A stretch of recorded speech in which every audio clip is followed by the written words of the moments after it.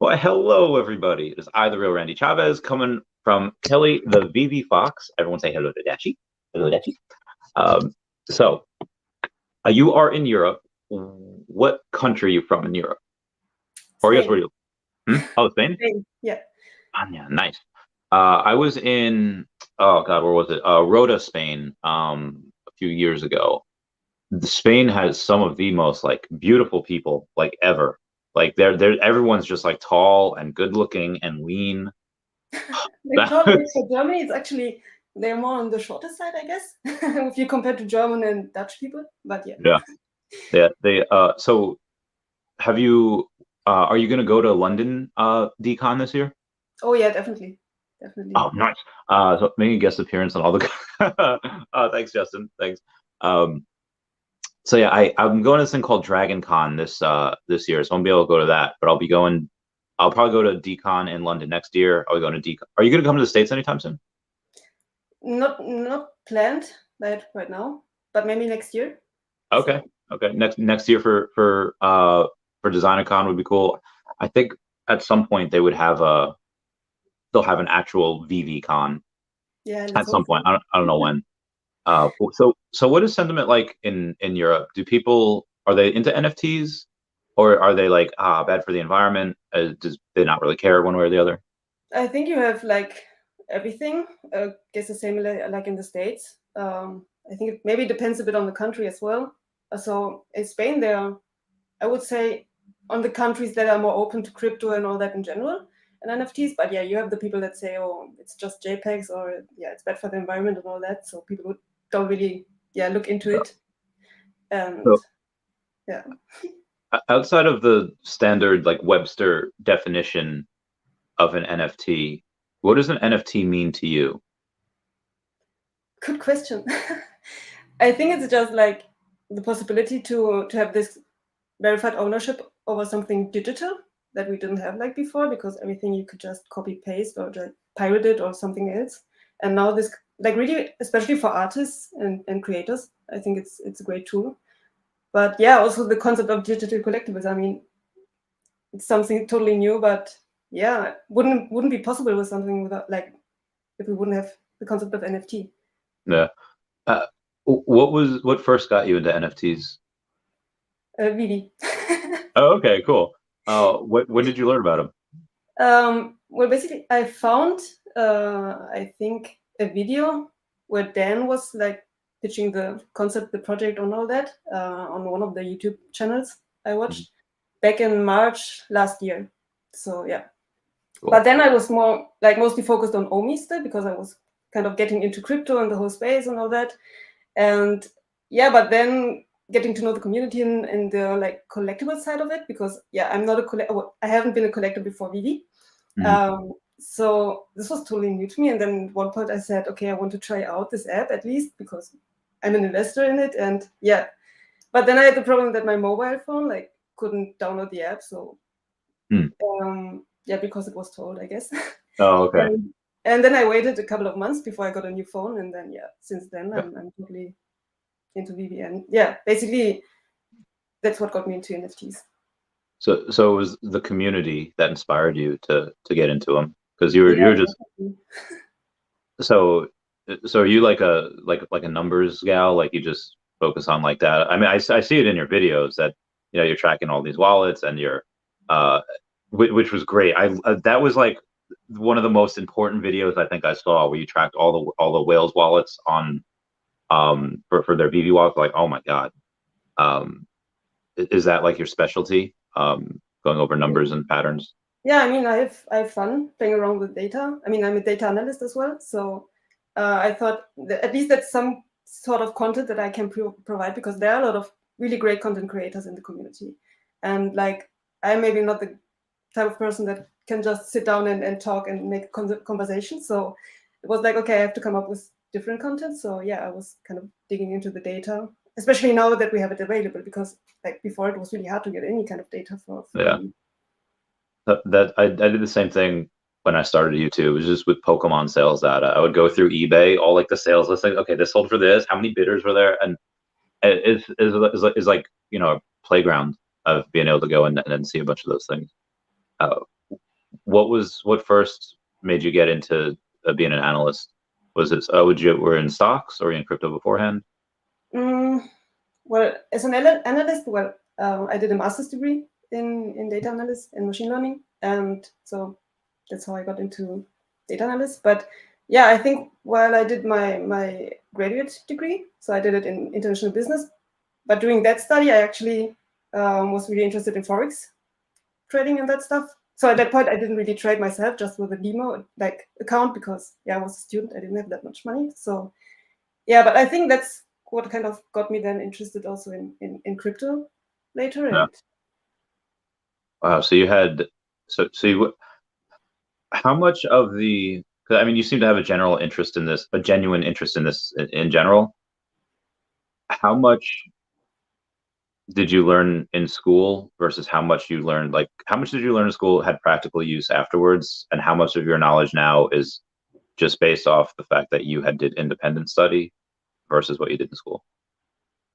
You mean school like the university degree, or like school? Yeah, like how much of that was applicable in what you're doing now?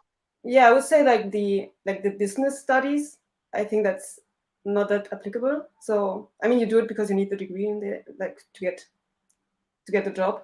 Yeah. But yeah, the stuff you learn is like really theoretical and really basic stuff. So it's not really stuff they use when you get into a company and all that.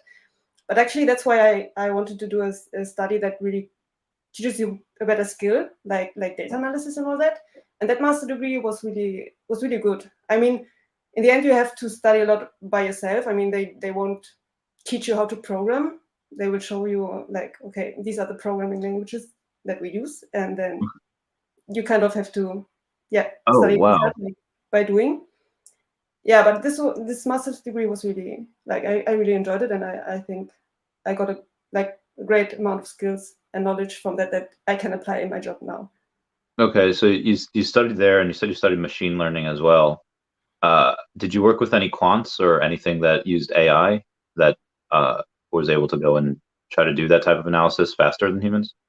Yeah, well, not in my jobs, because after my studies I worked mainly as a data analyst. So it's more focused on data analysts typically do like building dashboards and all that and reports and stuff. Yeah. I do have some projects that go into like we use machine learning for classification or prediction models or something like that. But typically, like in the companies, for normal analysis, like customer analysis or something like that, they don't go so much into more advanced machine learning models such as AI, because they want to understand it. And if you use like a neural network or something like that, it's kind of a black box. So the algorithm does its thing, and then you get the result, but you cannot really interpret it. So it's like, that's so frustrating. So like, yeah. So when you first got out of college, what was the first project you got into that used the degree? What was the? Yeah, I got a job at a hotel chain, because I lived in Mallorca. That is now I live in Barcelona, but before I lived in Mallorca, which is an island which is really focused on tourism. So I got into a hotel chain. So that was mainly focused on customer analysis, and some interesting stuff were maybe fraud detection and kind of these kind of stuff. But also like they all tried to kind of optimize. Or they had like a big project that was about optimizing the web page and what kind of offers you show which type of customers, like which kind of hotels, also like dynamic pricing and all that. So yeah, it's interesting. That is cool. I've always, God, that's such a cool thing to. I guess you had to make them a lot of money. Like they had to justify, paying you. Like, okay, so charge these prices, and what is something that I know you might not be able to say what hotel chain it was, but what is something that you learned about that? Like it was tended to be, was it higher end? Was it richer people? Was it people that sprung for a nice vacation that were middle class? I mean, it's a big hotel chain, so they have like all kinds of hotels. They have like the big resorts somewhere in the Dominican Republic, but they also have like high-end 5-star hotels, maybe in cities and all that. So you really had like this broad like base of customers. No. So then you knew that if you identify a customer that like based on the analysis and all that, it's a high-end customer, you want to show him the high-end hotels first, and not like maybe a family resort or something like that. So Yeah. that was the basic idea behind it. Okay, so you were into crypto before you got into Omi because you had followed these channels that Dan had started appearing on. What other cryptos were you in before March of last year? Well, when I started, mainly Bitcoin and Ethereum, because I really started from like having zero knowledge. Well, I have heard like from Bitcoin, and then I knew there was something called Ethereum as well, but I had like no idea about this whole space. And then once I got like really into it and down this rabbit hole, where you could discover that there's this whole kind of separate world with crypto projects for almost everything. Yeah, it was really exciting, and I guess I did kind of like made some bets on some coins that were like, yeah, the typical stuff that was shared back then on the internet, but only with like a bit of money. Then later I regretted it because that was the bull run basically. Yeah. And then when I started to get in with it, like with more money, it was basically, yeah, it was a top. So, No. but not Okay. too much, like not too many projects, because once I discovered VeVe, it was like really the focus on VeVe and getting to know the project and being involved with the community, and then you kind of, yeah, don't have the time to really dig into another project. Yeah, I've had that issue as well. People like asking, "Hey, you should look at this and look at this." I was like, it's so hard to know other companies really intimately, especially as intimately as VeVe. Uh, what was the one thing that made you say, "Oh, this is where my home is now. I'm investing in this and almost nothing else." I think it's like a combination of different things. I mean, just the idea of the project really resonated with me. I think then the team. I remember like this video that I saw, the first one. It was like Dan was also telling the story about Alfred Kahn and his ties to Pokemon and all that, and I said, okay. I I mean, that was like a big point as well. Where I said, I mean, it's huge. I mean, the people behind it, they're great people. It's a great Yeah, team, and also the way they have been like developing and treating the community, and I don't know, everything. I mean, and also the community. I mean, basically you came for the project, but you stayed for the community as well. yeah, that's definitely one. Have you gone to a meetup yet with everyone? No, not yet. So I'm really excited for London. You were gonna have so much fun. Everyone's so nice and they're so chill. I mean, they're just people taking pictures with their NFTs and stuff. Which, by the way, what are some NFTs that you have? Not too, like maybe compared to the usual guests you have, I'm like a really tiny fish. But yeah, I have. I think well, I have the Superman. I have the DeLorean. Um, I think my most valuable one would be the R2D2, I guess. Oh, sweet. Yeah, and Elsa. I got really lucky with the golden moments. And, Oh, you got them on the drop? yeah, a few. I think like I got the Simpson. I got both of them, so I got the set, and I got Elsa. But then I sold the skateboard for R2D2 when it Okay. like before World dropped. So because I Yeah, knew that after that, probably like the prices would probably rocket. So yeah, it was nuts. So what do you make of the bear market coming in now? Does that make you want to buy some of these NFTs that were so high and they'll obviously get there again? They're so low now. It's like, okay, I can get these for like 80% off. Or do you stick with Omi and be like, nah, Omi's still the better investment? I'm kind of struggling like always. I mean, it's like, do I buy more gems or do I buy more Omis? Like I would love to buy all these kind of grades that now are 60% off. I Yeah, mean, it's insane, but yeah, it's also like limited purchasing power on my side, so I really have to look where I invest in, and yeah, but it's tough. I think same. the NFTs probably go up, like have the next leg up before Omi, Yeah. but maybe in the long run, like there's a lot of potential for Omi as well. I don't know, how do you see it? Well, I say like I have like no self-control and I want to save for like an R2 or like a second Walt or something. But every time I get a couple hundred gems, I just go to what I know. Oh, this is undervalued, this is undervalued. Like I just got the whole Mighty set yesterday, Deadpool. Like knowing full well that there is most like David's been teasing Star Wars like drops like for a month now. So most likely we get something, and everything that is up here like goes down again because people are going to FOMO in, whether it's like Luke or Vader, or like Ahsoka Tano would be great. Are you familiar with Star Wars? Like a lot of them? Yeah, well, the main movies at least, and the most recent one. Have you seen like The Mandalorian or Book of Boba Fett? This one I didn't see. Oh, they're so good. They're like, oh my god, I've had dreams about it. But yeah, there's so much that we can get from this Obi-Wan Kenobi series, and any one character from them would be monstrous. Whether it's Obi-Wan, whether it's Vader, or you could even have like, as Anakin turning into Vader, if they have flashbacks, you could have Ahsoka Tano. So there's so many things, and any one of those catalysts could just be make the market implode for a minute.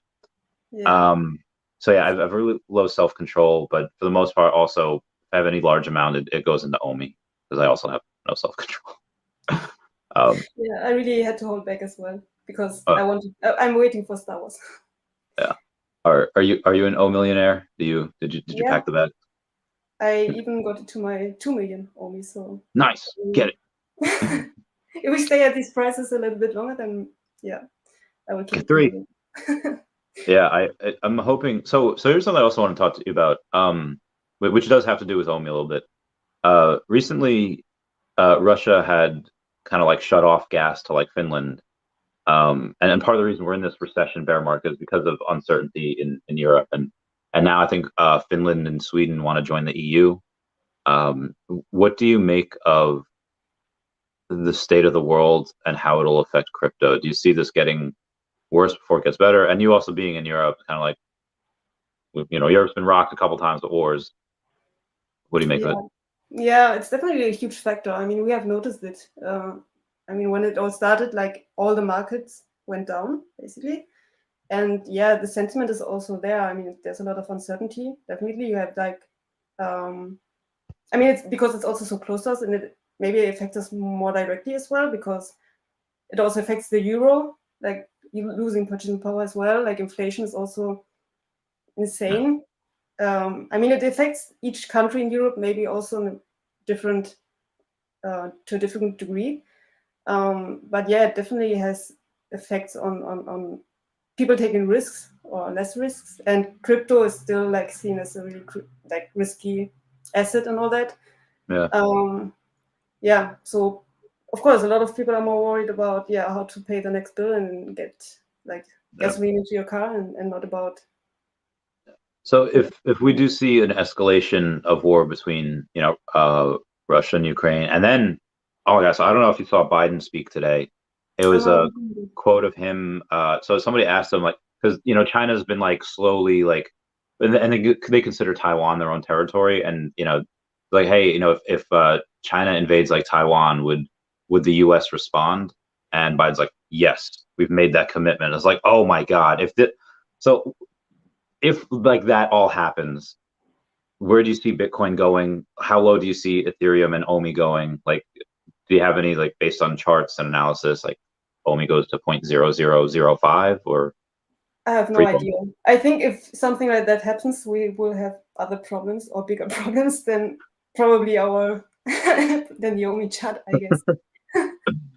So it's scary. I mean, I try not to think about it like too often because I mean, there's little you can actually do. Just stay up to date, and also like I invest in a way that the money that I invest, I don't need it. So if everything goes to zero, then I can still pay my bills tomorrow. So good.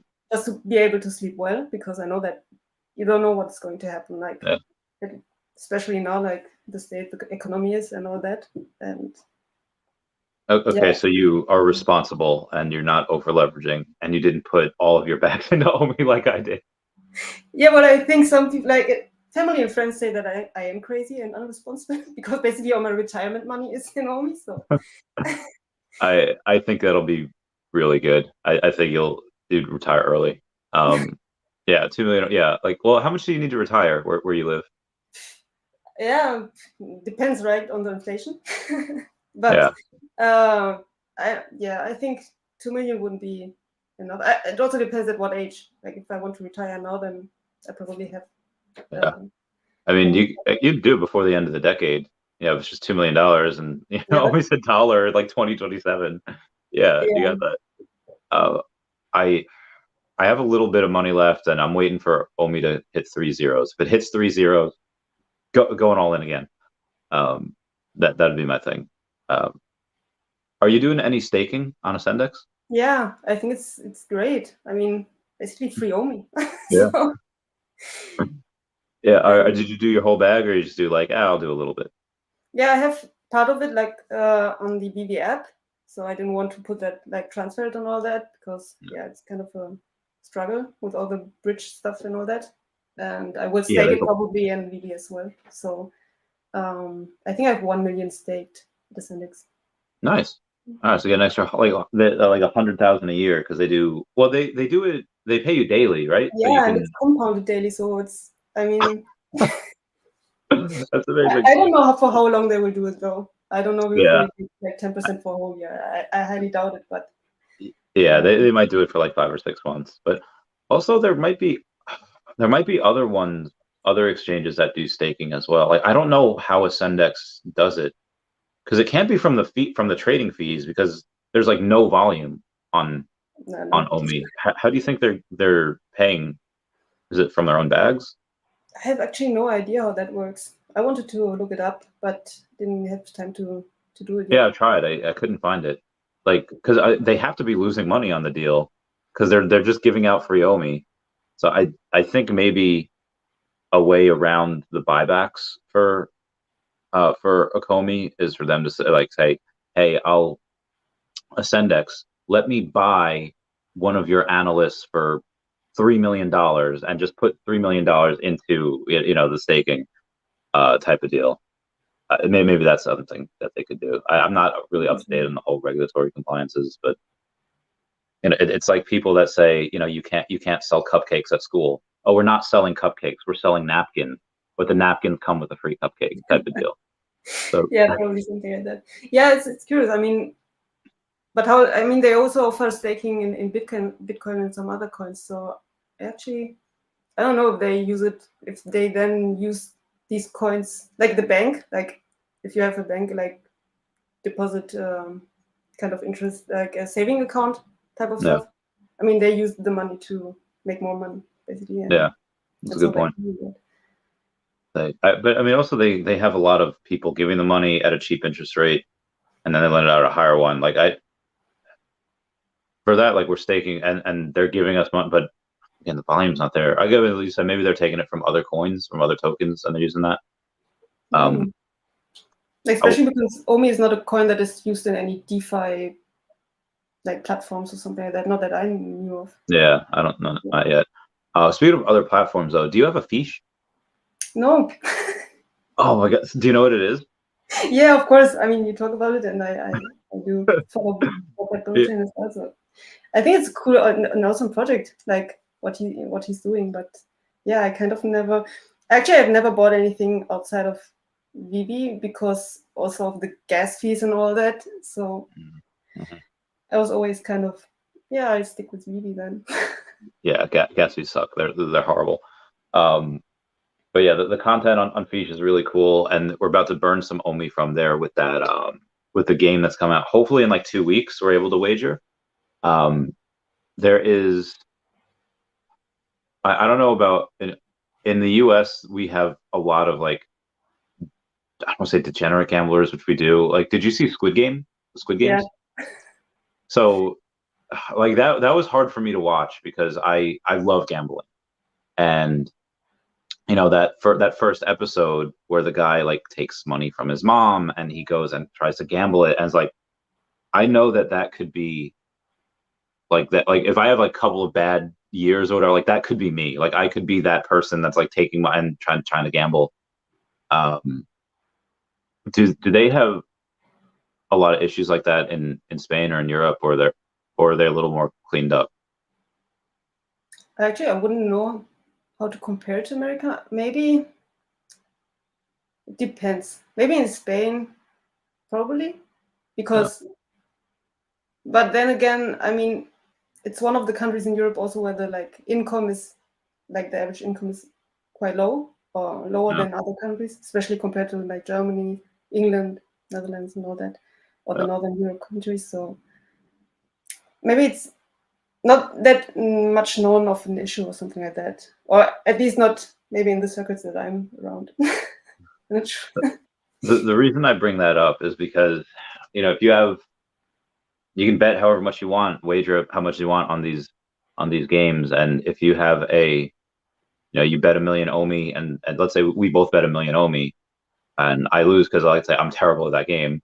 You get 1.8 million OMI, and I get 0 OMI, and there's a bunch that burns from there. I think if people get a taste of that victory, because it's all by chance, it's not like you're reversing the house, and the house is always going to win at the end, mostly. I think that there's a lot of people that are going to gamble, like their OMI bags, and they'll go from I have 10 million OMI to gambled a lot, got 8 million OMI, losing like 20% of the bags. I just see that happening. It's one of my worries. What are some of your concerns with either? Yeah, I mean, gambling is always really addicting, I think. So, especially for certain people, like maybe more than for others. But yeah, it's no secret that like esports games and all these kind of casino games, are really successful because of that. And like now, for example, I'm also working in the mobile gaming industry, and I mean, it's insane. Like people kind of, I mean, they gamble, like they pay money to gamble for like fake money, because we're not talking about crypto here. That's why I'm so bullish on this space as well. People spending lots of money on things that aren't NFTs, they can't have any resale value. So of course they're going to spend a ton on stuff that they can, especially if they can make money. But you said you're into mobile gaming now? Yeah. Oh, tell us about that. Yeah, so it's it's actually a company, a US-based company. They're in LA. They are a mobile gaming publisher. Mm-hmm. Yeah, and I'm in the data analytics team. So I'm not really analyzing like a game specifically, but more like the portfolio of games. So we're looking like doing analysis on spending behavior of the users, or regularity, like how often do they come, and how much time do they spend, and all that, and measuring the KPIs. And how much is the how much money do you think will flow into the NFT gaming world over the next couple of years, like through 2025?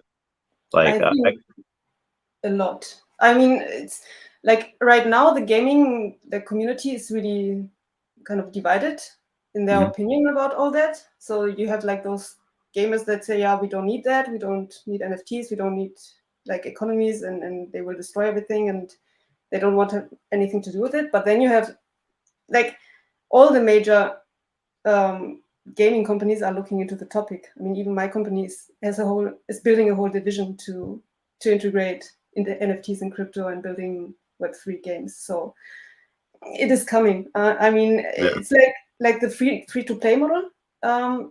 It was like when that came out, like a lot of people were fighting it, and they said, that's not a model that will be successful or anything. And now it's like the most successful mobile game model. So Pokemon Go, Fortnite, the biggest successes in gaming in general. So you mentioned having the key performance indicators, the KPIs that you guys are studying. Have you taken a look at the KPIs of like Decentraland or Sandbox or Earth-2 or VeVe? Actually, not yet.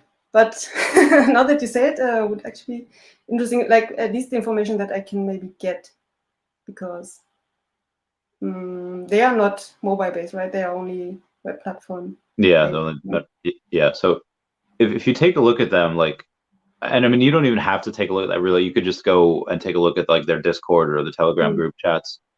You have Decentraland's Mana and Sandbox's those tokens that they're worth billions of dollars each, and we have a bigger, better community. Like Earth-2 does in general, and Earth-2 is not even as big as we are, and we have the better IPs. So in my mind, there's zero question in my mind. There's no doubt that we become a multi-billion-dollar token within the next couple of years, just because of the people that we have. One, the IP, and the amount of people that we have, and the amount of people that they have, and you can't really do too much in their metaverse, and there's not a lot of people there. So yeah. Yeah, actually, yeah, Decentraland was one of the early tokens that I also invested in before VeVe. But then, yeah, I was kind of comparing it, and that was like also my impression that it's a cool concept and all that. You can do a lot of stuff, and also a lot of like companies bought their land there and did some stuff, but you don't have this kind of passionate community. And I think this is really, I mean, we notice it, and a lot of companies notice it, that the community of VeVe is really very valuable because they are so passionate. Yeah. So that's what I was thinking. I mean, you see metaverses built like left and right. Like I have the feeling every crypto project is building a metaverse.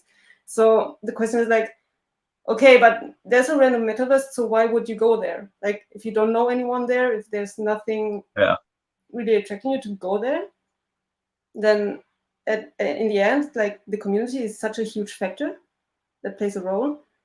So yeah, that's why I'm also really bullish on the VeVeverse and all that. Yeah, that's what I love about this too. You have you taken a look at Hero or Batcows? Yeah, I mean, I heard about it and read about it. I mean, the VeVe community kind of. Yeah. So I think that's why you have a bunch of companies like that, even like Gary Vee, saying things like, "Hey, I have love for the VeVe fam," and like they put the red O, in their names, is because if you tap into the VeVe community, that's like almost instant success. So I think that in the future you'll have a bunch of projects that will use the OMI token, and that they'll be created just so they can use the OMI token, just so they can get a piece of that piece of our network, which is very vast. A lot of whales. Have you spoken to any whales recently? I think I don't know that many whales.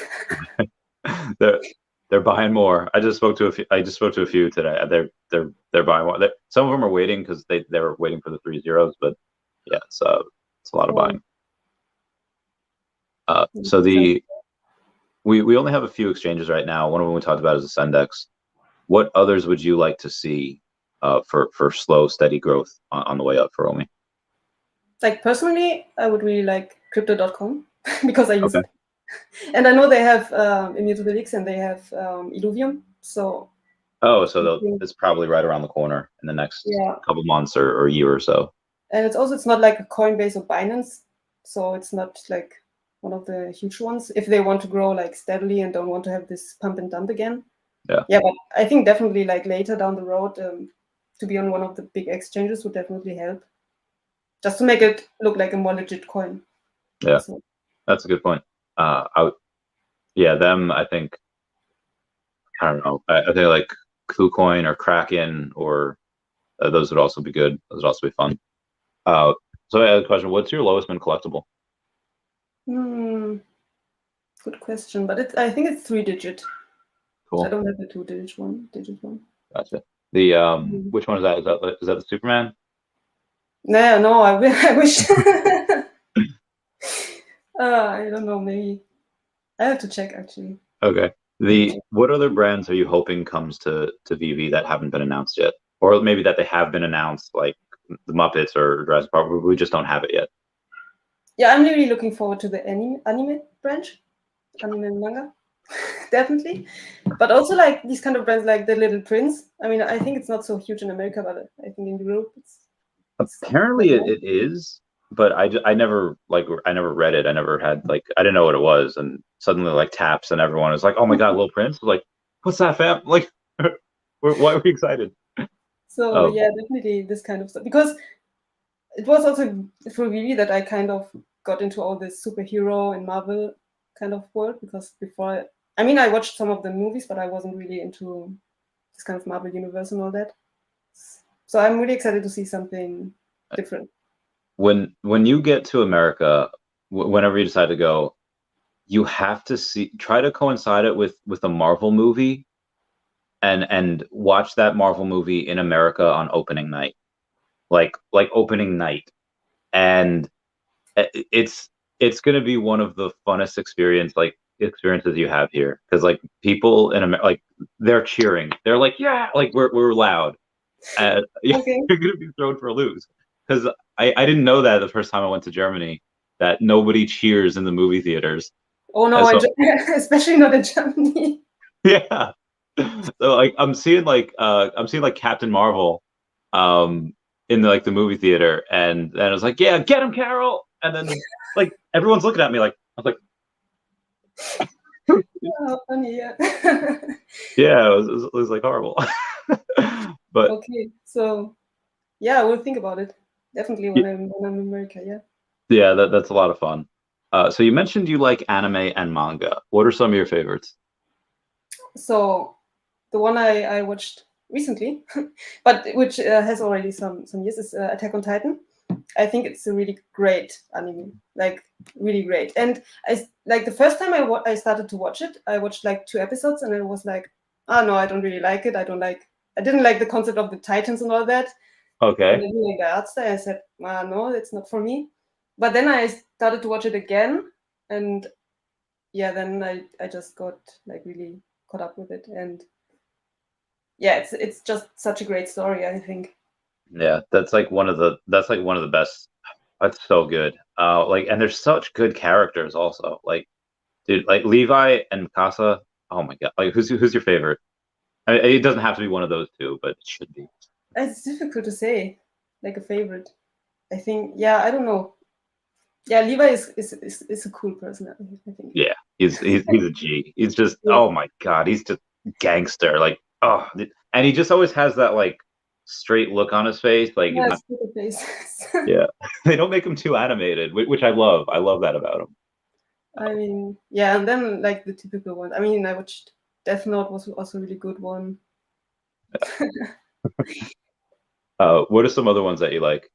Whether it's the anime or manga.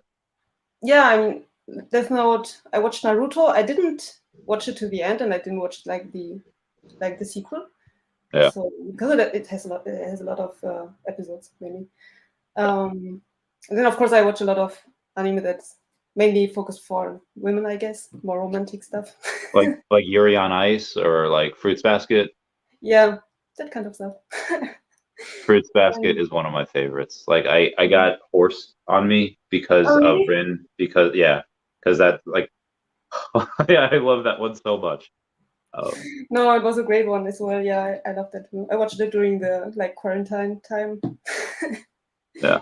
And How is it there with that? Is everyone like still wearing masks? Are they everyone's I mean, like right now it's like almost as if there was nothing.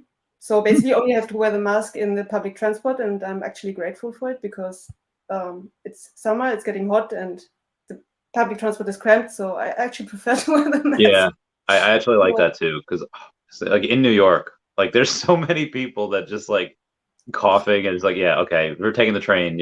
You want people to have masks on. I yeah, think so. I don't know. Like I think people like before the pandemic, if you had like a cold or something like, in China, people would already wear masks. Like so, like yeah, and I've gotten pretty like germophobic in the last couple of years, because like just because I don't want to get sick. Like I don't like I'm not where people are vaccinated, whatever. I have a good immune system, but I hate being sick, so I do kind of like the masks a little bit. yeah. I Um, actually think it's a. I mean, as you say, like in Asia, it's totally normal. And like if I compare before, also before the pandemic, like in winter, you were always catching a cold or something because either you take the bus and like no. everyone is coughing, or in the office, like you have people sick.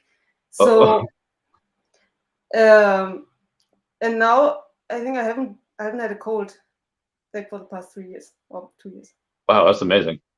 Uh, so how cold does it get there in the winter? I've never been there in the winter.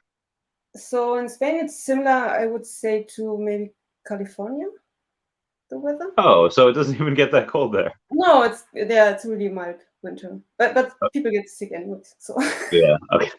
So what, it gets like 20 degrees Celsius or something, maybe?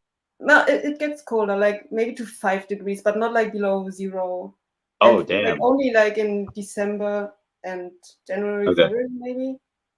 I mean, that's not bad though. Like for the winter, like I mean, it gets so cold in New York. I hate the snow. I'm going to Florida. I can't wait.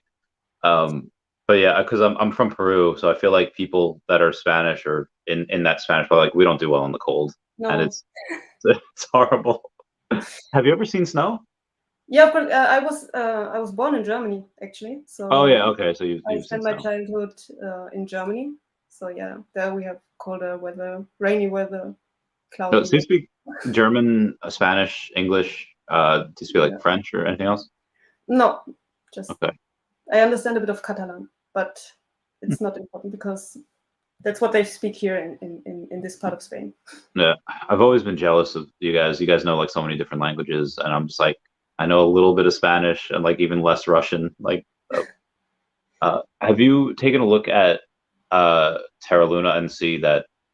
Like, do you like? Did you see like what happened with that? Yeah, of course. It was hard not to see. Like, What was your thoughts on that? Did you get to see it live? Like, I saw it happen like at night or in the morning. no, actually, I think I didn't see it like the first days, but like kind of the It, after 3 days or something when it was already kind of below one. And I said, "Oh my god, what happened?" yeah, Yeah, crazy. I think it was kind of a wake up call for the whole DeFi sector, and but it's so crazy because like Luna was one of the projects that like you wouldn't have thought that something like that would happen because it was like one of the top 10 coins, and yeah. It was like top six, I think, at some point, and it was yeah. just, which is like scary. Is that where you like if that happens to them, maybe there's other stable coins that could also go?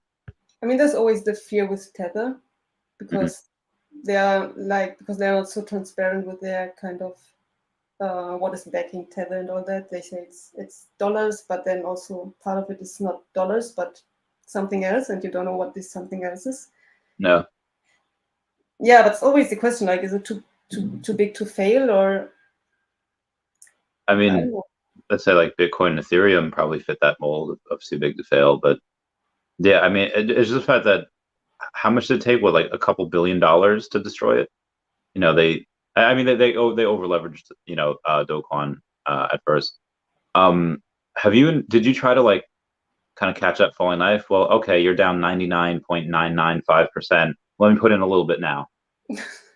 No, I didn't with that one because yeah, I don't have that kind of like house money, gamble money around at the moment. So I was like, if I would put money in there, then I better put it into Omi or VeVe.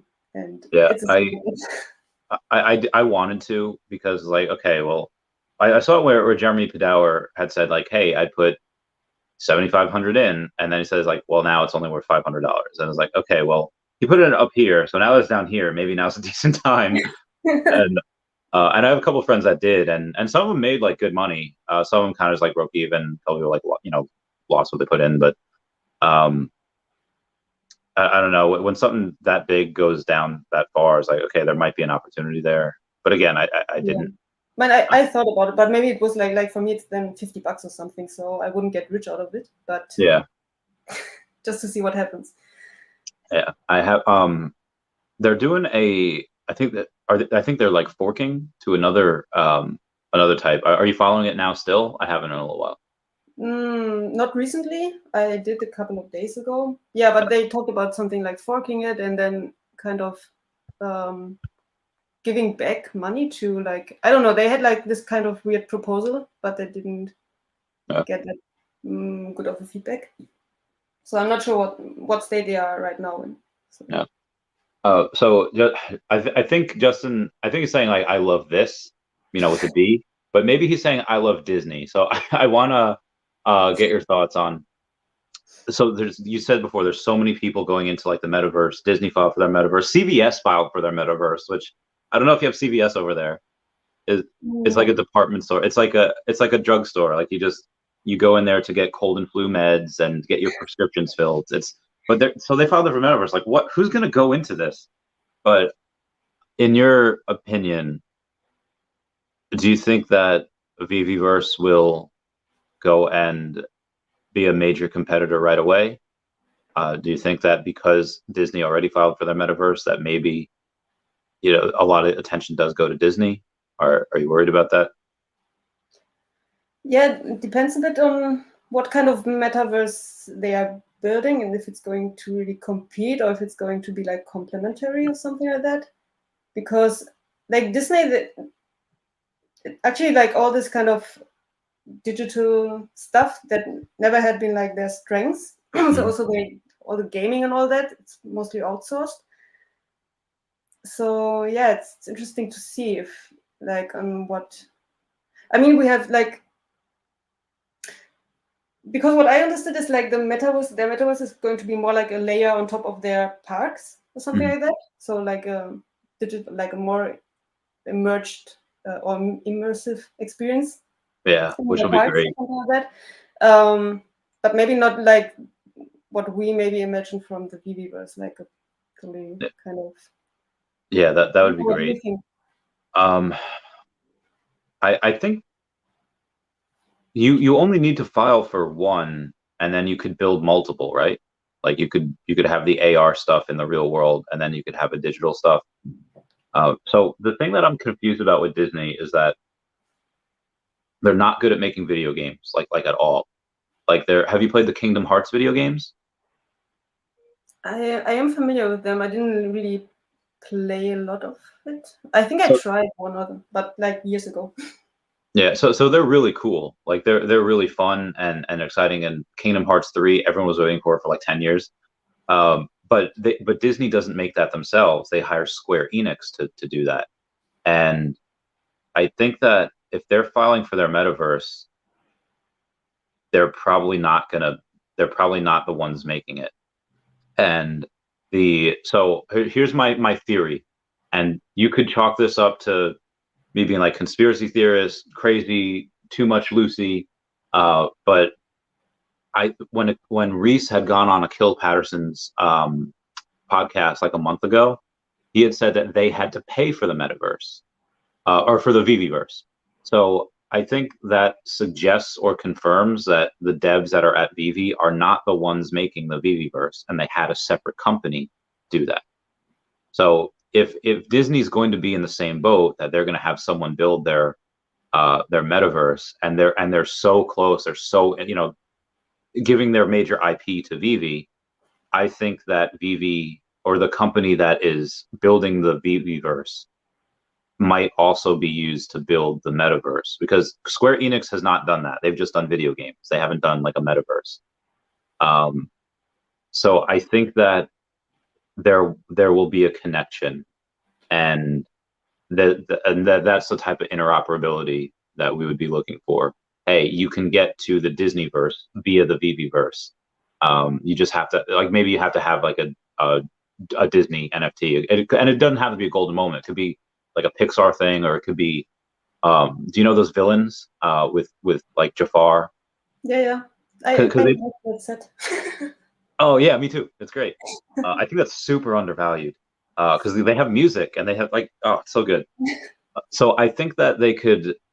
It's not like they're gating it, like saying, oh, you have to pay hundreds of dollars for a golden moment. You can get $10 and you can get a Ursula.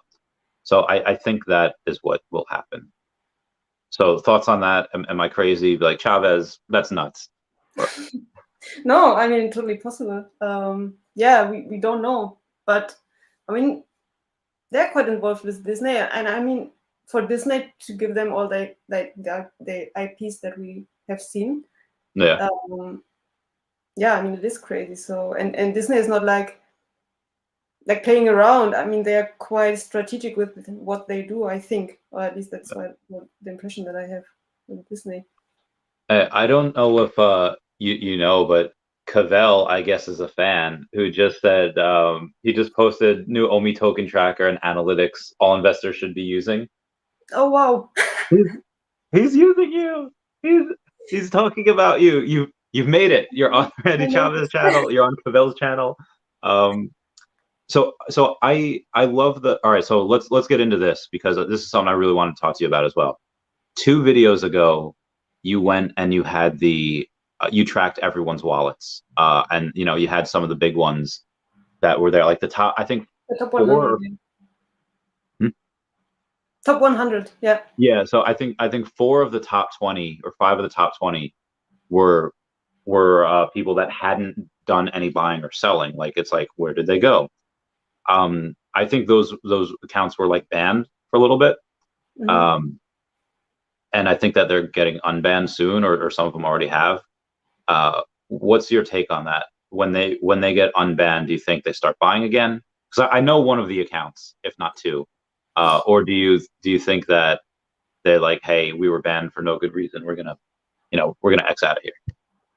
I mean, if they are in the top 20 already, then they do have quite a big collection, and I think they are quite, into the project, and they have done their research. So I wouldn't assume that they are going to sell out. Mhm. Only if they are really pissed. But I don't know. Maybe it depends on the person. But from what I have seen, like most, like I think 90% of the wallets, like top 100 wallets, they are buying. They are not selling. Like they are Yeah, trading, but in the end, they buy more than they sell. So yeah. it's The good. top one, like what was the last one, or the last couple of ones? Were they like 500 or 800 collectibles? No, it was like 1,300. 1,300. They all had 1,000 and above. Yeah. Oh my God, that's that's so much. Um, that so I don't know if I'll ever get there. I have like 390-ish, and more than half of them are alligator Lokis. Like they're just, it's like Ash from Pokemon, where most of his Pokemon are Tauros that he caught from the Safari Zone. That's another thing I want. Okay, so if at the top, how many do you think we need, or how many of those guys do you think will be unseated of the top 100 when we get marketing and mass adoption? Because you could probably estimate that a good amount of those accounts are probably from people that have millions of dollars or millionaires. I guess, yeah. Uh, do you have an estimate of how many millionaires there might be in here right now, based on the wallet size? I actually didn't make an estimate on that. But yeah, okay, it's like it's a wallet size, like it's the amount of collectibles, but it doesn't say what collectibles. So you could have like a 100 or 1,000 common comics or something like that. That's a good point. And there could be someone who has only maybe 50 collectibles, but he has 50 wallets, and he wouldn't be on the list. That's So I think that's it's also a hard good point. since we don't have the metadata yet. Yeah. Yeah. How fun is that going to be when we get the metadata? Like, how are you going to take like 4 days and just track everything to all those wallets? It's so tempting, yeah. Even now, I get something. I think like, okay, like with the token ID that is on Ascendex, if I track it back and see when it was minted at what date, then I could match it to the collectible. I couldn't match it to the if it's a common or a secret rare, because Yeah. I don't know the order in which they are minted, because I get their Oh, shipping. that's a good point. How But at least like the collectible itself, how much time would it take for you to do that? yeah, it would take a bit of time. Can I I pay have you to so do that? many ideas what I want to track, but it's like it's time. Could I pay you to do that? Could I be like, hey, here's a little bit of money, go and do. Please get me the data. Because that type of knowledge is like invaluable. Knowing like who's buying what and how many of them they're buying. Like, I feel like people are real like, and again, I'm a little bit of a nerd with this, but I feel like people don't know what to do with that data. Now, obviously, we do. Okay, if these people are buying this many of this collectible, and these people won't sell, like I know that more than 16% of the secret rare alligator Lokis are locked up and they won't sell. So I want to go and get more because I know my money's pretty safe there. Yeah, I Um, think you could get great insights with that. So yeah, I have 3 days like mini vacation end of June. So okay, all right. I'll get some stuff done. So late next month we'll have that. Part of 7.8K. Wow, I want to get one. Um, so the second video, or the most recent video that you did, tell us about that. What was that video about? Yes, that was tracking OMI data basically, because I discovered this platform, Dune Mhm. Analytics. So I had seen like charts from Dune Analytics before, but I wasn't aware that you actually could go and query their database, and they have data like directly from the blockchain, and they put it like in a queryable table format. So it's actually quite easy. If you know SQL, then you can just go and query the data. I mean, it's a bit of tricky because you have to kind of understand, like go and look at the tables and what kind of information you get. And as I said in my video, it's like I'm still kind of trying to track the different wallets. I try to find out like which was the reserve wallet, which is the VeVe wallet, and the different exchanges, and I'm still kind of missing some pieces. But yeah, I think it's interesting to see. Like I have a chart where you see like, okay, what's the distribution of OMI holders, like how many hold more than 1,000,000 OMIs or 1,000,000,000 OMIs, and so when you track that, you can track obviously like trust wallets and things, but can you also track in the VeVe app as well? I could, I think, do that with the Immutable X data, not the one with analytics, because it's they don't have the information of the layer 2, or at least I didn't find it, or I don't know how to search for it, because they do have, like, there's a wallet that is labeled as the Immutable X bridge, but I am not sure, because I'm not sure how that works exactly. So there's OMI sent there, but then I don't know from there if that means that the OMI is in the wallet. But in the with the Immutable X data, like what I use for the dashboard for the VeVe X tracker, I know that I could get the balances. So yeah, I mean, that's another thing that I still have on my list of things I want to track. Yeah, the Immutable X bridge, like I think Foster Hilt did a video on that. It was so confusing, like trying to get stuff from layer 2 to layer 1, and layer 1, I was like, oh man, I'm not gonna. No. I can't. So I don't want to say only stuck on there. I have 6 different trust wallets. Although 5 of them are Go chain OMI. I just haven't converted them yet. One of them is ERC20, and then the other I have on the rest of the OMI I have on the VeVe app, which it was $50,000 when I put it in, and now it's not $50,000 anymore because I wanted that staking tier. What do you think staking is going to do? I mean, we see it a little bit with Ascendex, $11 million, and we rose like 16%. What do you think staking in the VeVe app is going to do?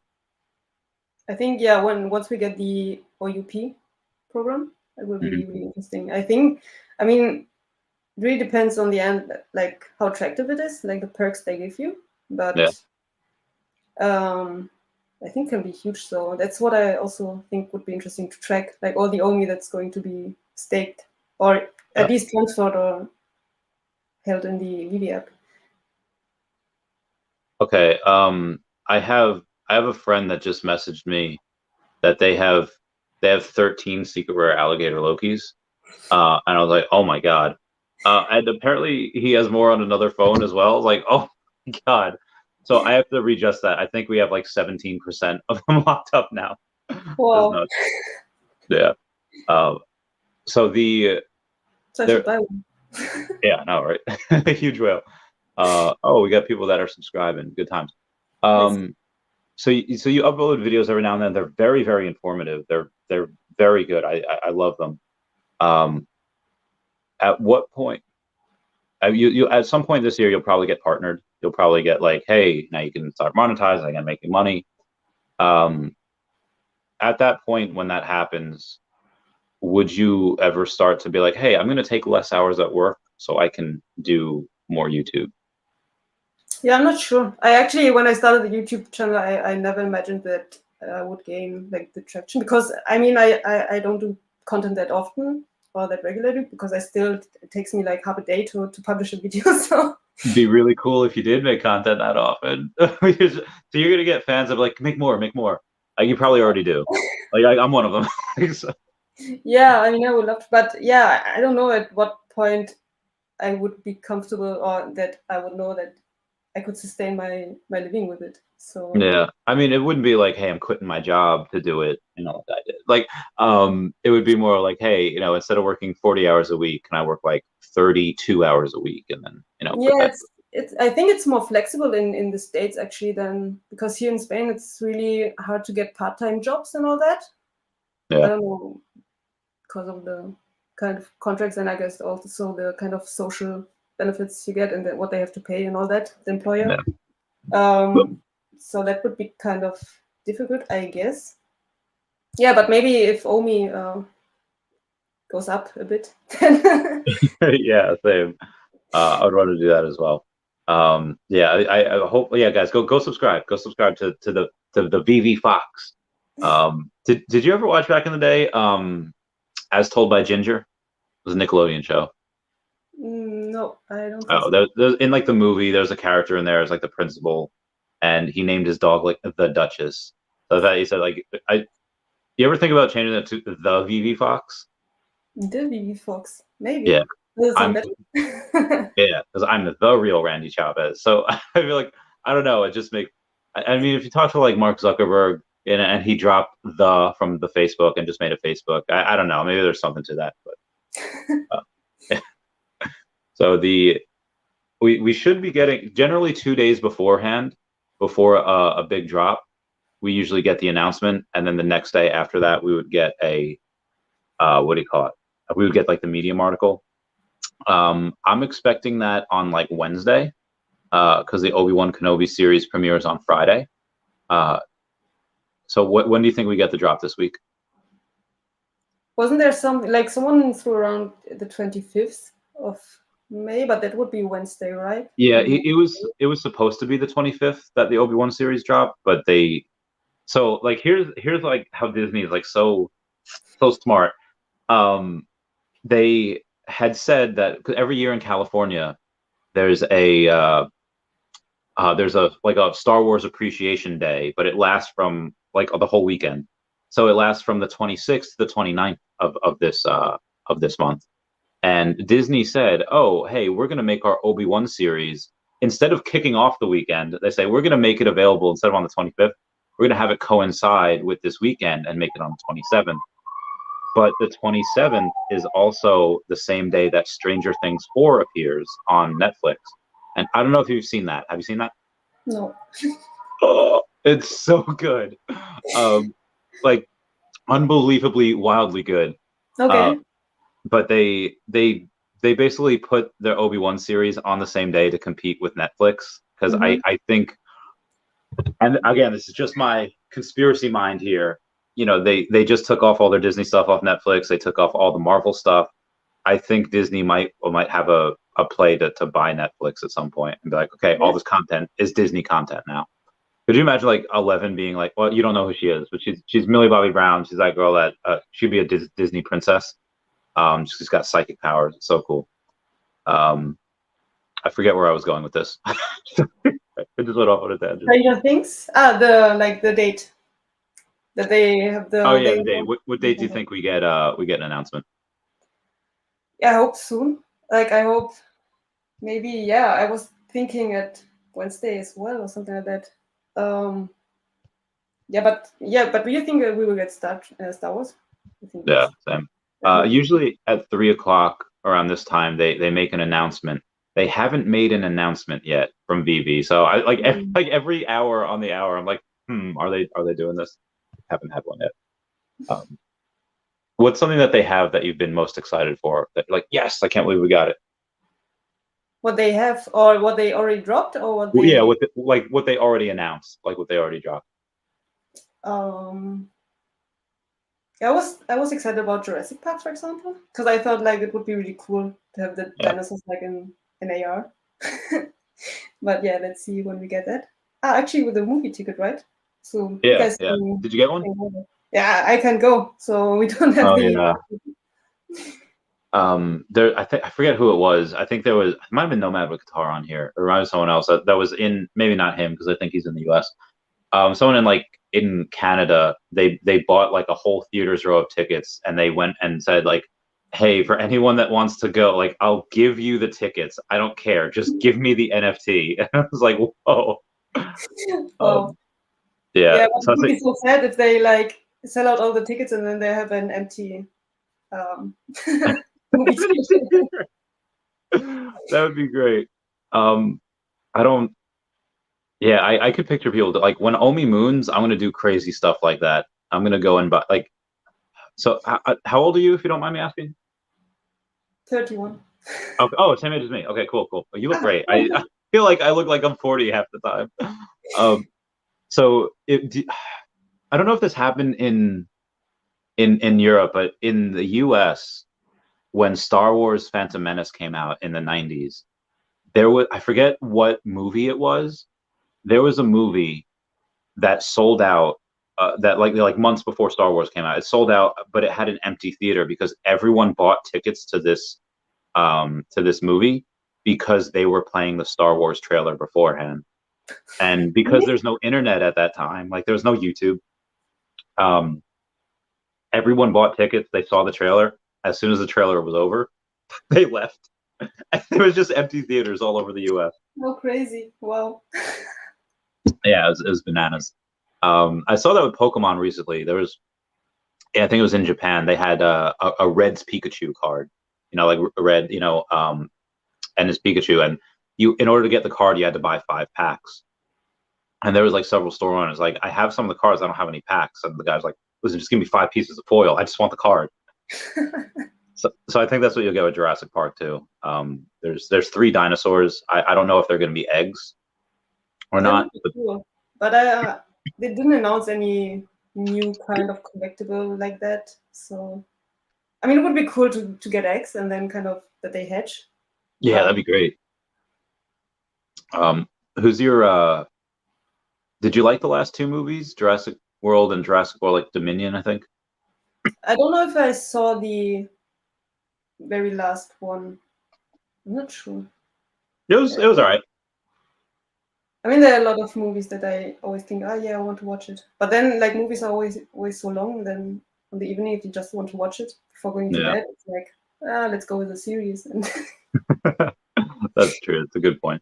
Do you watch football? People are asking your favorite soccer player. Soccer? No, actually not really. I mean, in Spain, you have to decide if you want to be for Madrid and Barcelona, and I live in Barcelona, so I say Barcelona. But I'm not really into football. Okay. PBS NFTs. Yeah, people go give me some comments. They're burning out with that. So also soon you'll be able to stream. I think you can stream. Well, I think now you can stream anytime you wanted. Like you have that option, right, on YouTube? I have no idea. I haven't tried it yet.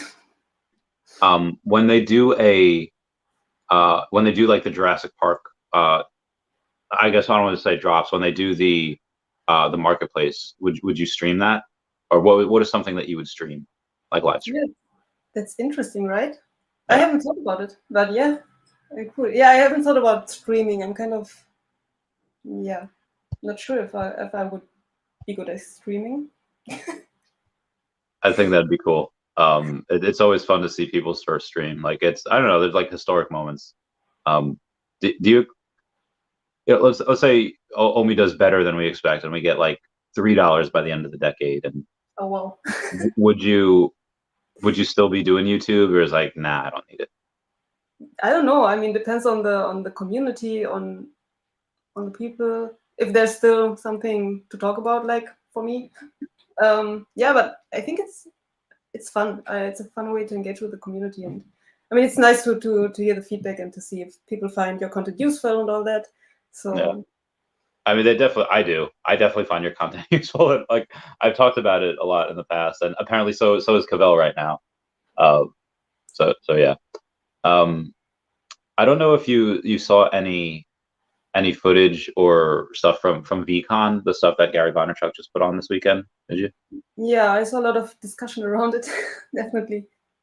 What do you make of, like, what do you think is VeVe's closest competitor? Do you think it's VeFriends? Is it Recur? Is it something else that we might not know about?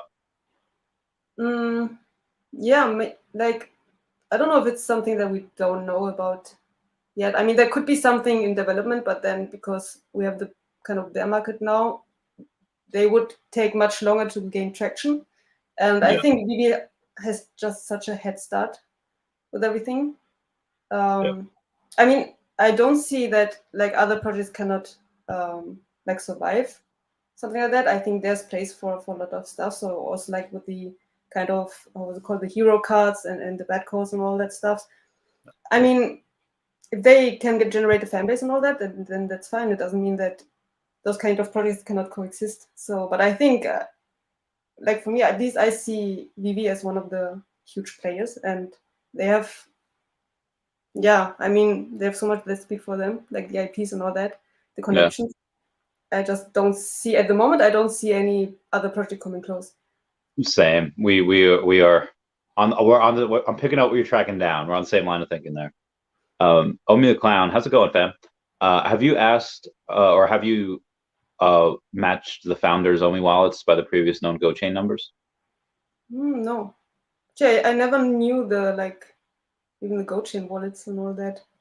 So So they're, to my knowledge, they haven't sold anything. Like if they did sell at any point, it was a private sale to another. Like, so I almost had that last year where I was going to buy some from them, but at that point they were making money and they didn't need it. Um, but that they're not just going on to my knowledge, they haven't sold anything. Like they're not just going on an exchange to sell. So I just wanted to, if that was what he was getting at, just wanted to do that. yeah, I think I mentioned in my video that I mean, if anyone knows the wallets, that would be interesting to track, or if they wanted to track them, then I mean, Yeah, that'd be great. you I'd really like that. Shout out to Metal Lemon.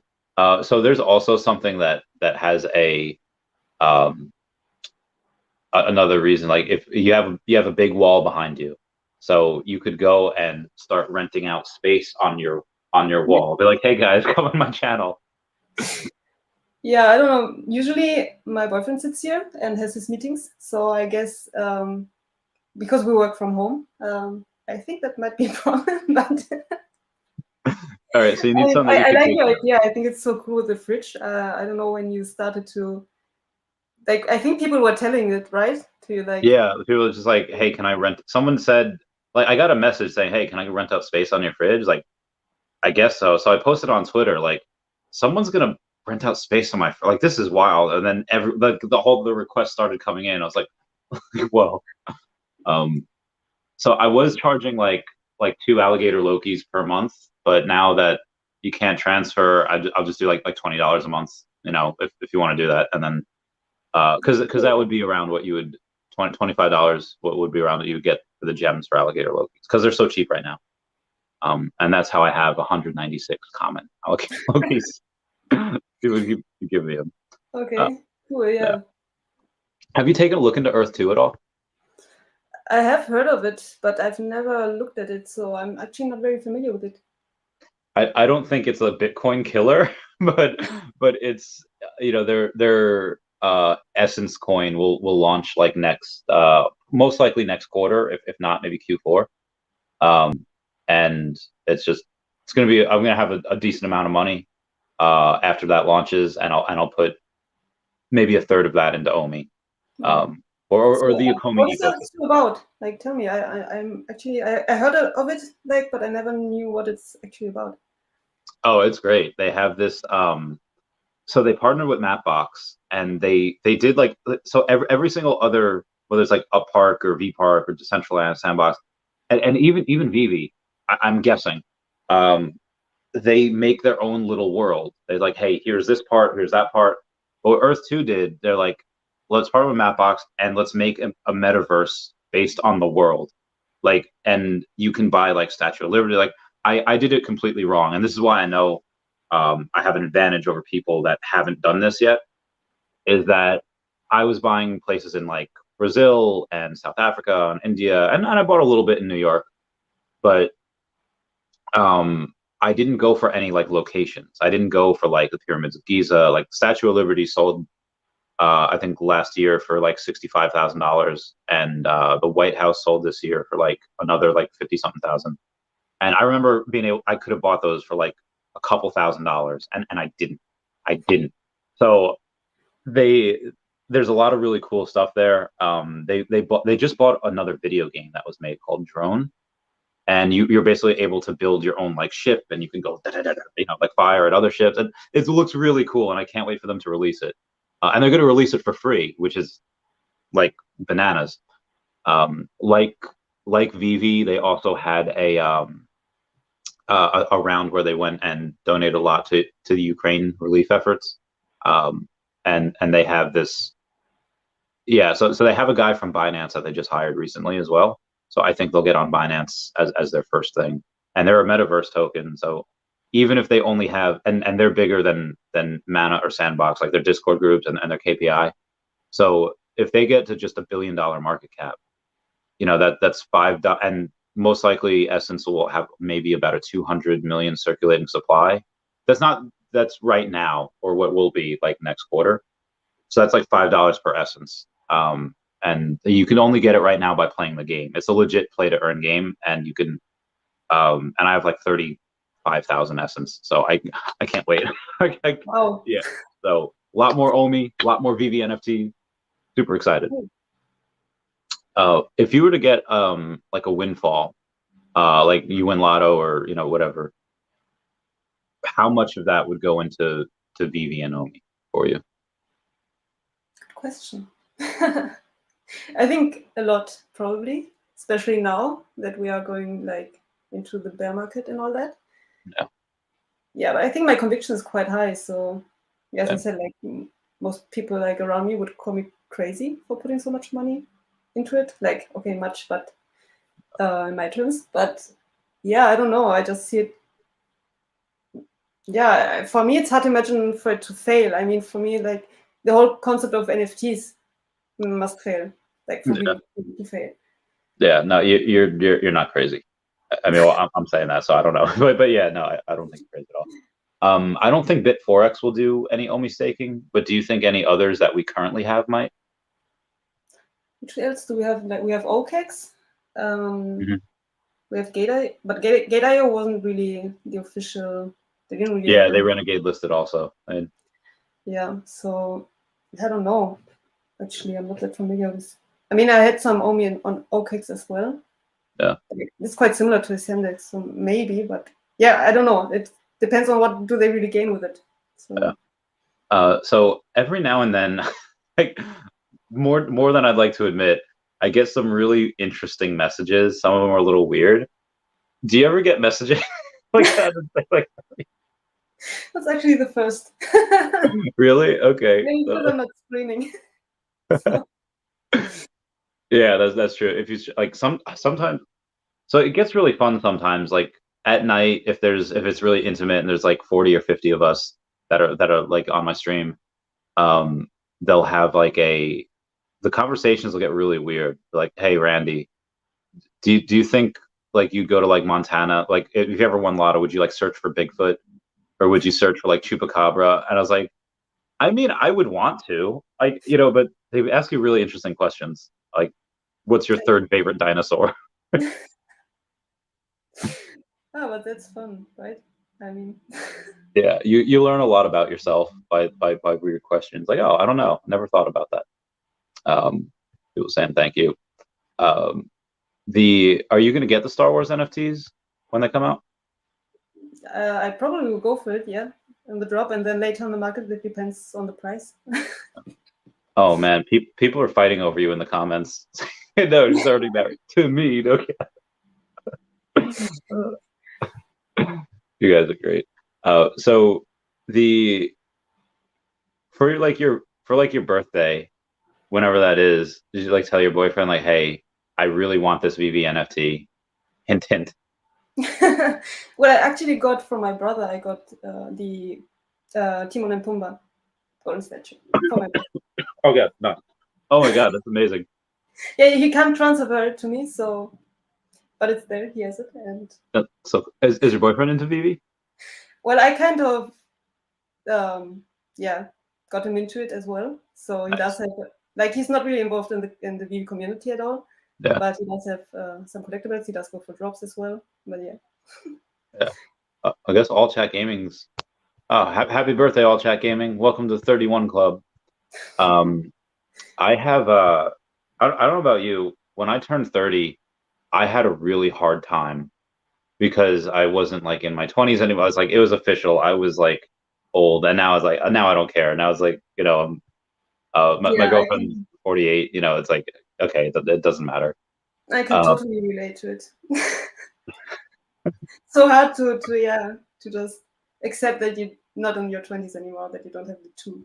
Yeah, so. I still kind of hang on to it. I always say like, oh, the people that watch me, they're around my age and like their late 20s, early 30s. So I still put myself in there. Yeah. When do you think like KYC and cash out comes? Yeah, good question, right? Soon. I mean, didn't they say like the end of Q2? Yeah, they said I think Reese said they wanted to have cash in, cash out on the web app by end of Q2, which they Right. very well might. I always kind of give them an extra couple months, just Of course. delays happen just in case. So yeah, happy birthday. I mean, do you have access to the web platform? I don't. Foster Hilt does. So have you seen his video on it? I think maybe, yeah, I saw it. Remember. Yeah, it basically just said that you have what the biggest bullish thing that I saw is that you can put in a credit card and you can buy as many gems as you want. Yeah.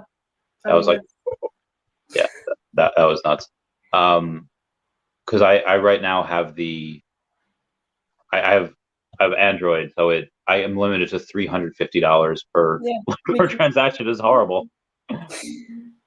But I also think that's good because it would take me time to get up to like a couple thousand gems. Like where if I just have a credit card, is like, and it can accept 5,000 gems. Okay, I need this. I need that. But if I do it just from there, it gives me time to recognize that I probably shouldn't be doing that.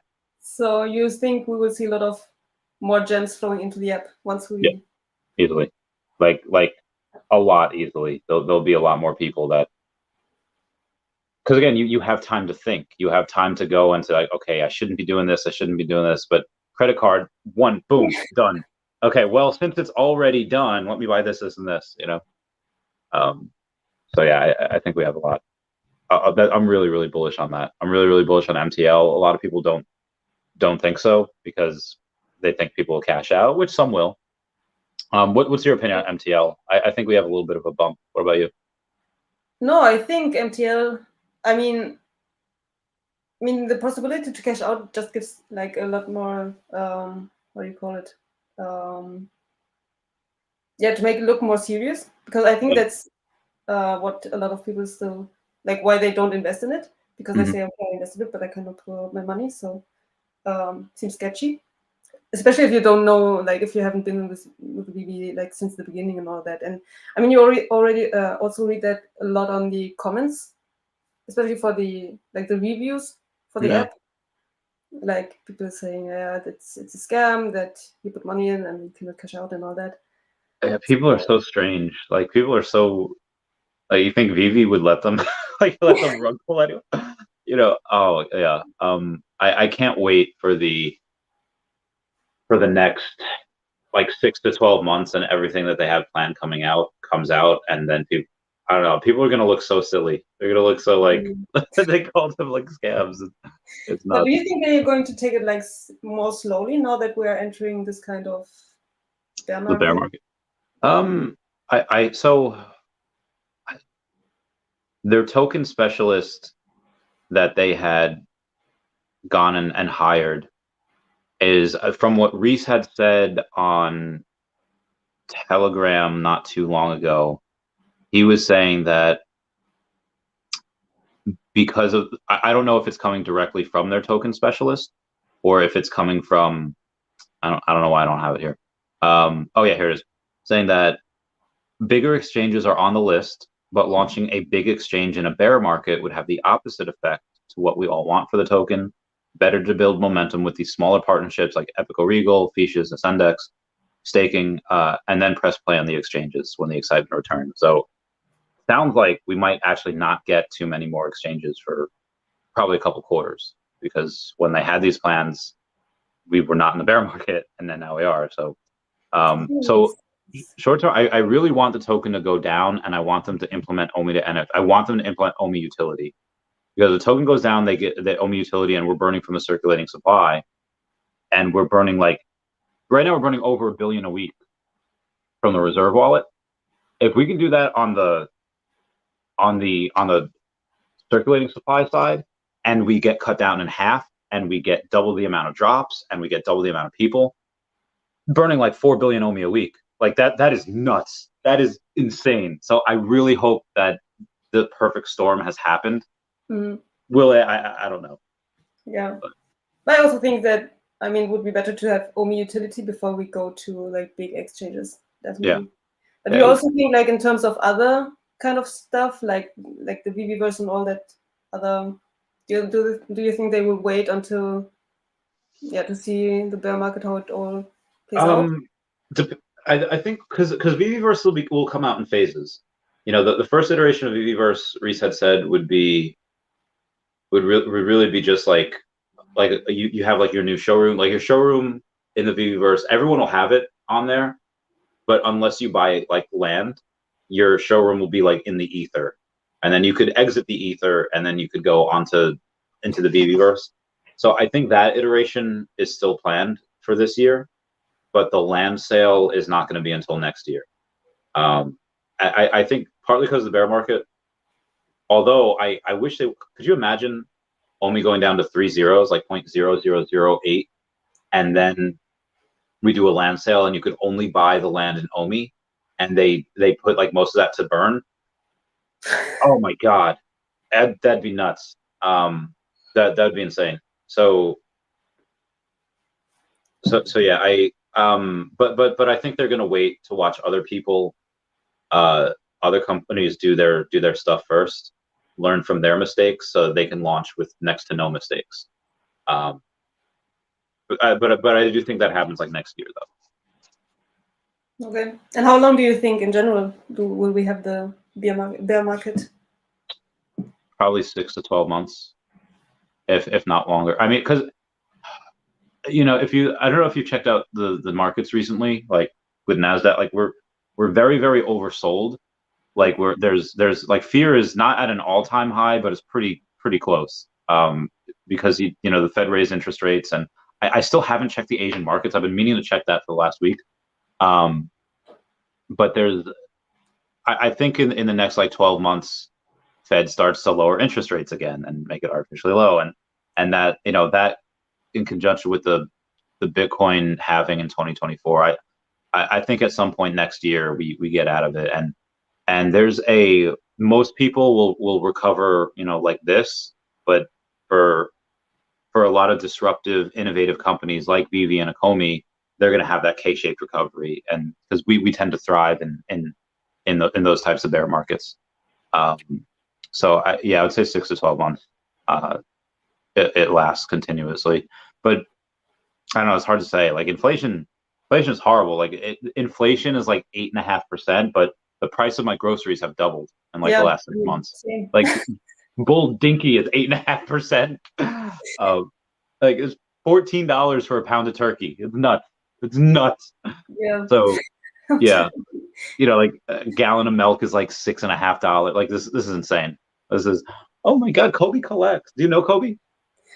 I think I don't know if I follow his channel, but from the to know that Yeah, he's got a lot of streams, a lot of stuff. He's great. What about you? What do you think? How long do you think the recession and bear markets last for before we start to go back up? Yeah, I think more or less the same. It's hard to tell like what they're going to throw at us next. Especially I don't know, here in Europe. Might be also play out a bit different than in the US. Also really depends on the whole like conflict situation and all that. Yeah. If it's just like the crypto market, I don't know. I think the halving is a good reference point because it has been like in the past, so it plays out again. And that's 2 years away. It's so long. Yeah, it's so long. It seems so long, but seriously, like it's more than a year ago that I like discovered VeVe, and I don't know, it really didn't feel like a whole year. So yeah, no, that's fair. I just had to check. So the market, I just checked the market. So doing pretty well on the day. I know there's a half hour left, but you have the Nasdaq, S&P 500, and the Dow all up over 1%, which I thought was really great. And then you take a look at. We just had a couple of big red candles there. Really? Yeah, it was like really trading like a stable coin. Like it was. But even still, like it goes from 0.00169 0.00164, so it didn't really go down a crazy amount. Yeah, it just looked like that. What was it, the 5-minute chart or? No, that was So that was literally within zero. That's within the last like 3 hours. Okay. Yeah. So it wasn't like but yeah, there's no volume on Ecomi, and this is why I think that a lot of people are really underestimating what we would have. Like people think that people are going to dump at $1, or not a penny, because a lot of whales have been in for like years, and they're looking to take some profit. You have we have less than $1 million in trading volume right now for the last 24 hours. When we get on really big exchanges and we have utility, dollars to donuts, we have like $100 million in volume, like every day. Do you think that's possible, or do you think like it's a little too much volume? You might not have that much. No, of course, if we are on big exchanges, Yeah. then definitely, I think. And if we're back like into a more bull market, I guess, then definitely, yeah. I mean, yeah, the volume is like, I don't know, it's just not there. I think a lot of people are just waiting on the sidelines because they don't know which is going to go. Waiting with their funds, or waiting with that money. So when we do get the next bull market, whether that's in a year or 2 years, 3 years, whatever, based on launch of the VeVeverse, probably new partnerships. Let's say they announce like Lord of the Rings or Harry Potter or whatever. Where do you see us going? It's so hard to tell, right? I don't know, because I mean, all the predictions this year were like, last year for the end of 2021. Well, didn't work out like that, and now I think people are kind of being too pessimistic about it, and yeah, we might get surprised. I mean, especially if we are this low at prices, we burn so much OMI, and then we don't know what else we get, like with the OMI utility program, like with games coming, with all that other stuff coming. So, I mean, it is a deflationary token. So yeah, no, agreed. Can't wait. So what do you make on? Cavell was the first one to say it, and I thought the math was ridiculous at the time. But there's a woman named Cathie Wood who predicts that Ethereum will have a $20 trillion market cap by 2030. And I thought that Bitcoin would have around that, like 21, because if it's $1 million of Bitcoin by 2030, then it would make sense. But so if we have just 5%, us as we're going to be one of the biggest cryptos. And I do think that a lot of the top 10 cryptos at that time will have multi-trillion-dollar market caps.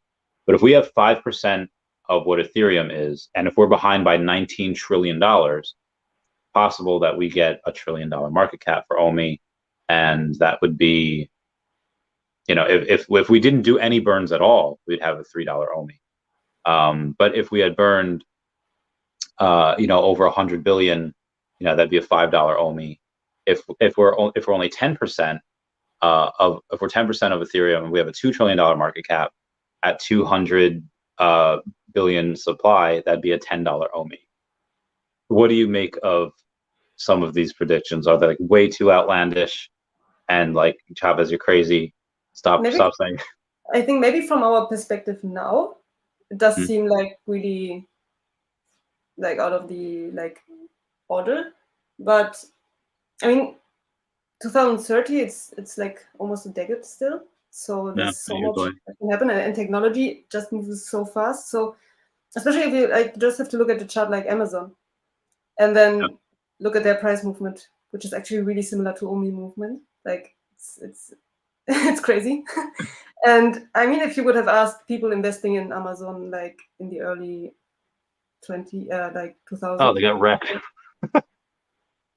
I mean, what would they have told you? I mean, even if like at that time, late 90s and early 2000s, the highest market cap from like the top company, I don't know, it wasn't even comparable to what it is like 10 years later. So like for now it would seem like, oh wow, like 1 trillion only like ETH, that seems way too much or something like that. But like 10 years from now, maybe in perspective to like the whole global economy, it's not that much.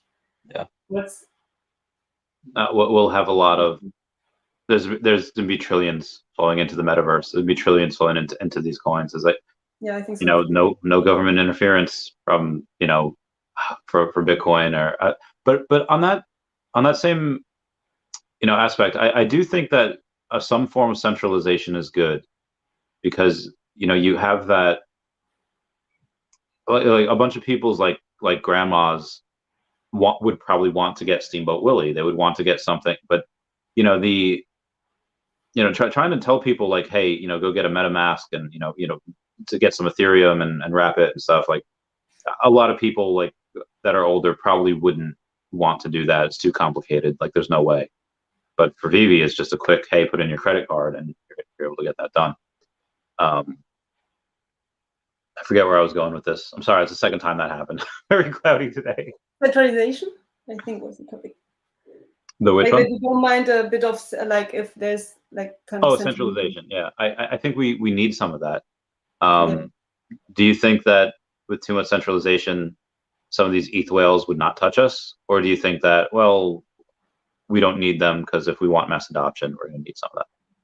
I mean, I think we have a lot of other ways maybe that would be like much rather invest in something that is a little bit more centralized. So it's like kind of trade-off. Maybe not some hardcore like decentralized ideology. Who have this ideology, they might be reluctant to it.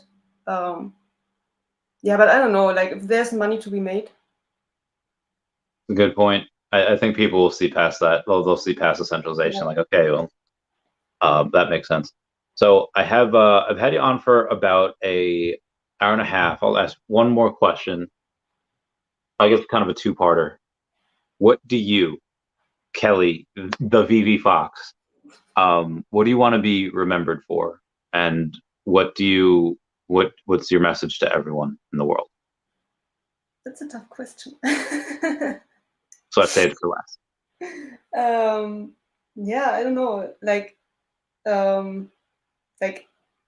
as Kelly, like in the community. I think it's nice just to be able to like connect with all the people, like and be known as someone, like the face and all that in the community, and I just as someone whom. I mean, maybe I'm like also part of the kind of OGs and all that, so that's nice. I think like when we go here, like in 10 years, you can say like I was there at the beginning and I believed in the project. Yeah. And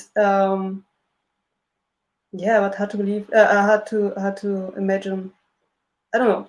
This question is kind of tough. And for a message, I don't know. I mean, I guess just stay true to your beliefs if you really like. I mean, if you make research about the company and then just don't listen maybe to other people who kind of just want to talk it bad or something like that. Just stay true to your belief and all that. Stay true. So everyone comment, like, and subscribe. Definitely go to VeveFox's channel and subscribe. Can I just ask you to hang for like 30 seconds after I end? Yeah. Okay. Sure. All right, cool beans. Everyone say bye-bye to Dashi. Bye-bye, Dashi. Bye, guys. And